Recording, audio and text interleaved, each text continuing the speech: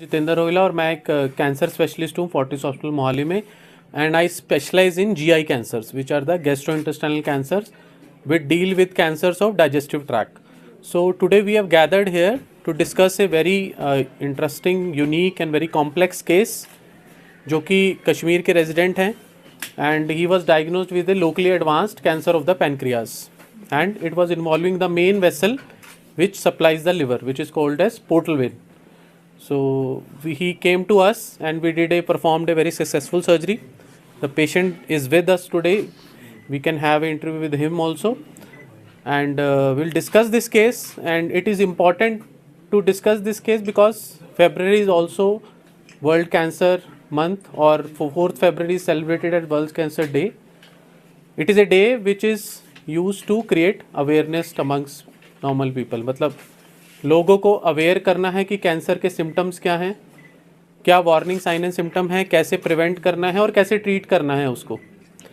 और the second aspect of this world cancer day is to celebrate our warriors जिन्होंने cancer का journey complete किया है, उसकी सर्जरी, उसकी कीमोथेरेपी, उसकी रेडिएशन थेरेपी, जो भी उसकी ट्रीटमेंट है उसको सक्सेसफुली किया है और अभी वो डिजीज़ फ्री हैं. So that is to celebrate our survivors also. So that's why this case is very important. So our patient was a 62-year-old male. He is a resident of Kashmir. उनको पेट में दर्द हुआ था. He had loss of appetite and significant weight loss and he was diagnosed with a complex case which is the pancreatic cancer of the body of the pancreas and it was involving the portal vein. So let me tell you what is pancreas actually. This is the abdomen, this is the gastrointestinal organs, this is the stomach you can say. जो हम खाना खाते हैं वो stomach के अंदर इकट्ठा होता है. फिर ये small bowel, this is the small intestine. ये स्मॉल इंटेस्टाइन के थ्रू नीचे चला जाता है और इस स्टमक के पीछे, ये स्मॉल इंटेस्टाइन के ओरिजिन के पीछे एक ऑर्गन रहता है which is called as pancreas. So what is the function of pancreas? Pancreas कुछ इंपॉर्टेंट हार्मोन सिक्रीट करता है बॉडी में जिससे कि शुगर रेगुलेट होता है, इंसुलिन सिक्रीट करता है, ग्लूकागॉन सिक्रीट करता है. ये एंडोक्राइन फंक्शन है उसका. एक्सोक्राइन फंक्शन में वो कुछ हार्मोन प्रोड्यूस करता है. जो खाना यहाँ पर पेट में आया है उसको पचाने के लिए हार्मोन सारे सिक्रीट होते हैं पैनक्रियाज के अंदर. तो अगर आप ये देखें, ये पैनक्रियाज के पार्ट होते हैं. ये हेड है पैनक्रियाज का, ये नेक है, ये बॉडी है और ये टेल है. देखिए इसके आसपास कितने इंपॉर्टेंट ऑर्गन हैं. अगर आप ये देखें, ये हमारी पोर्टल वेन बोलते हैं इसको. मेन वेन है ये जो लिवर को सप्लाई कर रही है. ये पैनक्रियाज के थ्रू, इसके बीच में से होकर के जाती है. It goes through the surface of the pancreas, the portal when. Portal vein is the main blood supply of the liver. This is the liver, you can सी. जो भी हमारे न्यूट्रिएंट्स एब्जॉर्ब होते हैं स्मॉल इंटेस्टाइन के अंदर, those all go through this portal vein and goes into the liver and gives the nutrition. So this portal vein is very very important for the body. We cannot sacrifice it. We have to, if even if it's cancer में involved है तो we have to reconstruct it. After removing the tumor we have to reconstruct it. So that is important. So इनको cancer around इस reason में था, यहाँ पर बीच में बिल्कुल. और ये जो पोर्टल वेन है ये स्प्लीन है. अगर आप देखें, तिल्ली बोलते हैं जिसको, ये स्प्लीन की भी वेन यहाँ पर आके जुड़ती है. तो इनका यहाँ पर प्रॉब्लम था मेन. यहाँ पर थ्रोम्बस बना हुआ था और ये बॉडी में यहाँ पर बहुत बड़ा एक कैंसर था जिसको कि हमने सर्जरी द्वारा ट्रीट किया. ये इनका पेट स्कैन फिल्म में मैंने लगाया है यहाँ पर. This you can C, this one which I was showing you, this is the portal when, the white thing. और ये इसके अंदर ये ट्यूमर, यहाँ पर बॉडी ऑफ पैनक्रियाज का ट्यूमर है. और ये this is involving the portal when at the splenic when and the portal when junction. So this is a very very crucial junction because this portal vein supply, if it grows more than it will obliterate it. पूरी portal vein की supply चली जाएगी और liver damage होने का भी chances इसमें रहता है. तो अगर आप ये देखें, ये एक और कट्स है, इसके अंदर क्लियरली ये दिख रहा है. ये वाइट वाइट स्ट्रक्चर जो है ये पोर्टल वेन है. इसके अंदर ये ट्यूमर ने ग्रो किया है, पोर्टल वेन थ्रोम्बोसिस. ये पेट स्कैन में येलो येलो जो भी चमक रहा है वो डिजीज़ है. अगर आप देखें, ये देखिए, ये आपका पोर्टल वेन के अंदर ट्यूमर गया हुआ है. तो हम कैसे इसमें सर्जरी करते हैं? सर्जरी करने का मतलब क्या है? देखिए, कैंसर सर्जन जब सर्जरी करता है तो उसके surgery, normal surgery, general surgery और कैंसर सर्जरी में 2-3 प्रिंसिपल्स का डिफरेंस रहता है. It is the radicality of the surgery because whenever cancer surgery happens, it will happen only for one time for the patient.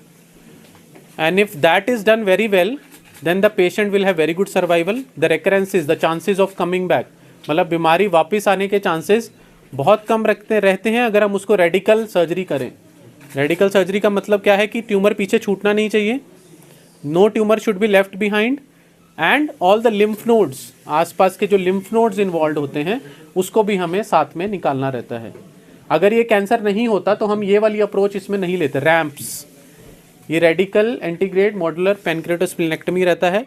अगर ये benign होता तो हम ट्यूमर के मतलब पास में पैनक्रियास के रह के इसको निकाल देते, पर क्योंकि ये कैंसर था तो हमारे को अपना प्लेन थोड़ा चेंज करना पड़ता है. ये ब्लू लाइन अगर आप देख रहे हैं तो हमने इस प्लेन में सर्जरी किया है. अगर हमारा नॉर्मल पेशेंट होता तो हम इस प्लेन में सर्जरी करते, बट हमने इस प्लेन में सर्जरी किया है ताकि सारा ट्यूमर निकले, साथ के लिम्फ नोड्स निकले, ताकि बीमारी वापस आने के चांसेस बहुत कम रहे.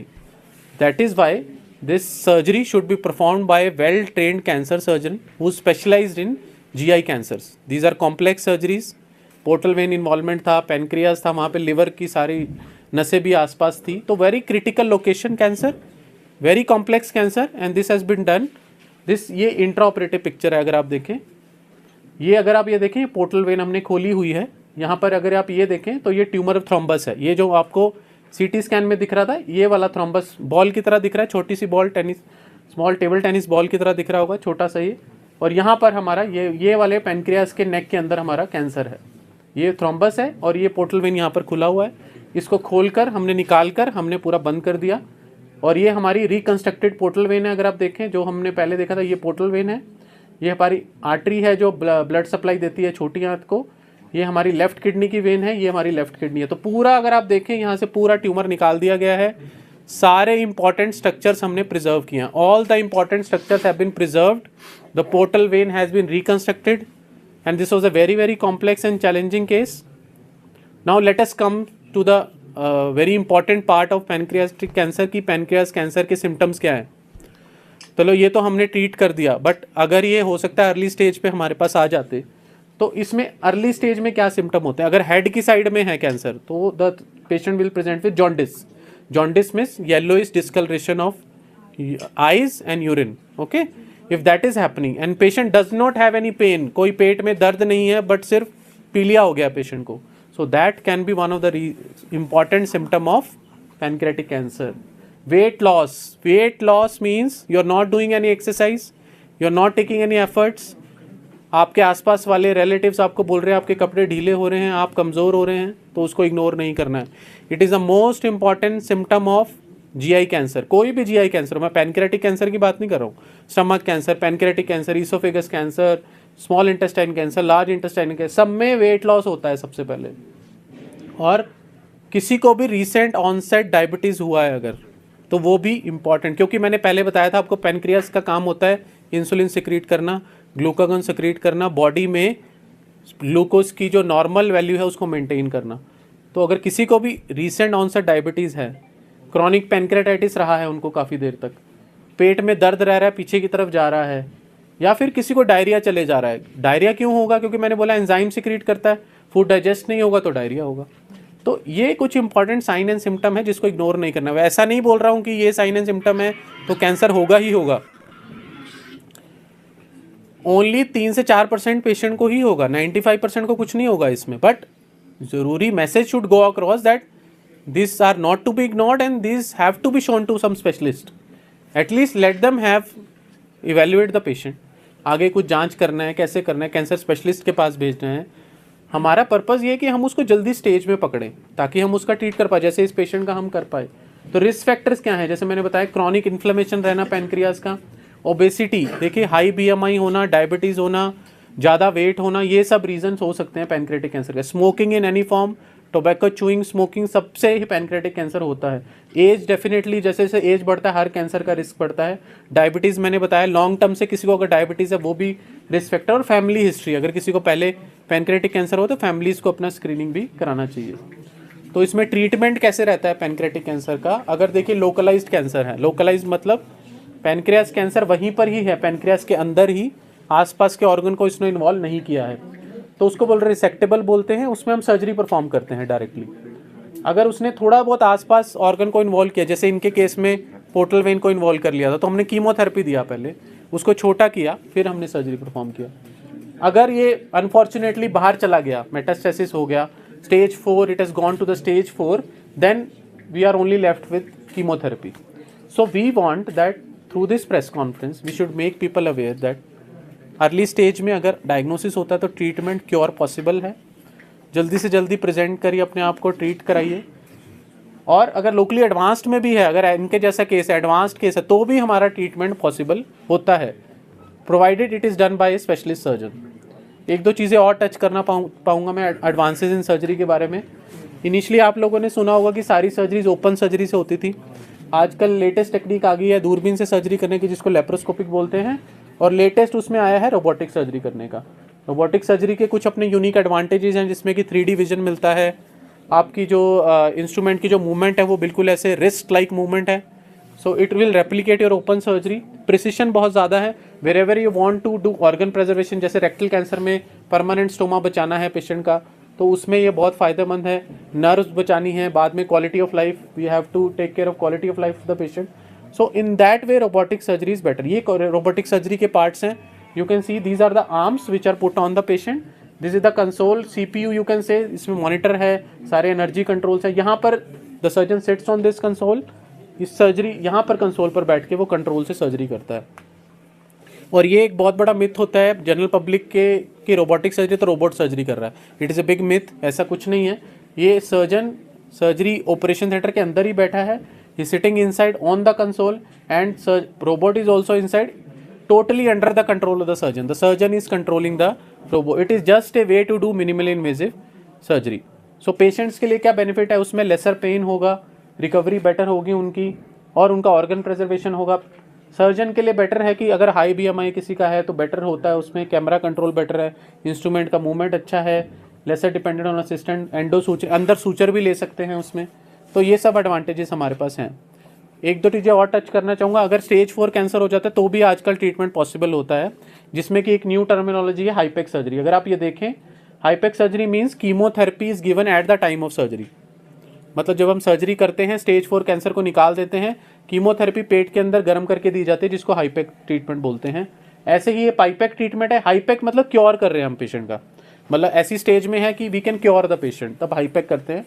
अगर क्योर नहीं कर सकते, सिर्फ क्वालिटी ऑफ लाइफ बढ़ाना है, पेशेंट के सिम्टम कम करने हैं, तो पाइपेक ट्रीटमेंट है। तो जस्ट मैं ये हाईलाइट करना चाहता था कि GI कैंसर्स में कितनी एडवांसेस हो चुकी हैं। रोबोटिक सर्जरी है, हाईपेक है, पाइपेक है, तो ये सब ट्रीटमेंट पॉसिबल है। अर्ली स्टेज होगा तो क्योर हो जाएगा, लेटर स्टेजेस में भी हम meaningful survival quality of life के साथ पेशेंट को दे सकते हैं, क्योंकि बहुत सारे कैंसर्स में हमारे पेरिटोनल डिजीज़ या स्टेज 4 ट्रीटमेंट हमारी मिलती है, जिसमें कि हम साइटोडक्टिव सर्जरी करते हैं, सारी सर्जरी करके ट्यूमर निकाल देते हैं और बाद में हाईपेक थेरेपी देते हैं पेशेंट को। ये किस किस में करना रहता है? सूडोमिक्सोमा पेरिटोनल एक रेयर डायग्नोसिस रहता है, मीजोथीलियोमा बड़ी आंत के कैंसर जिसमें पेरिटोनल डिजीज हो, स्टमक का कैंसर जिसमें पेरिटोनल डिजीज हो, और ओवरी अंडाशय का कैंसर जिसमें फीमेल्स में ये होता है। पाइपेक मैंने आपको बता दिया है। This is not a curative option, जिसमें पेशेंट में बार बार पेट में पानी भर रहा है, उसने बहुत सारी ट्रीटमेंट ले रही है, कीमोथेरेपी बहुत सारी ले चुका है, then we can offer these patients this treatment which will help them have a good quality of life even if they are stage 4। So world cancer day मनाया था हमने 4th को, और this whole month is a world cancer month. The message for this year theme is united by unique. That means जैसे हमारे पास आज patient है, his cancer was unique, so he required a unique treatment. So every patient is different, every cancer is different, provided we give them the best outcome that can only be given when we are doing the treatment as a comprehensive cancer center. Like everyone is available under one roof, the specialist surgical oncologist, the medical oncologist, radiation oncologist, pathology, PET scan, everything is available under one roof, comprehensive cancer center में जब हम इनका treatment करते हैं तो patient का outcome आपके सामने ही है, बहुत अच्छा रहता है। And thank you for your patient listening, and we would like to call our patient also now and his relative, so they can also communicate with you in local language। और आप ये भी देख सकते हैं कि पेशेंट आपके सामने बिल्कुल हैं। आज तक 5 महीने हो गए सर्जरी से, आप बिल्कुल देख सकते हैं पेशेंट की कंडीशन कैसी है। ही इज़ एब्सोल्युटली फाइन, बिल्कुल नॉर्मल लाइफ व्यतीत कर रहे हैं, खा पी रहे हैं, एवरीथिंग इज़ फाइन। और लकीली जो इनके बायोप्सी का रिपोर्ट आया था वो भी बहुत अच्छा आया था और उसमें आगे कीमोथेरेपी की भी कोई ज़रूरत नहीं थी. And I hope and pray that he stays like this forever. Thank you. Thank you so much.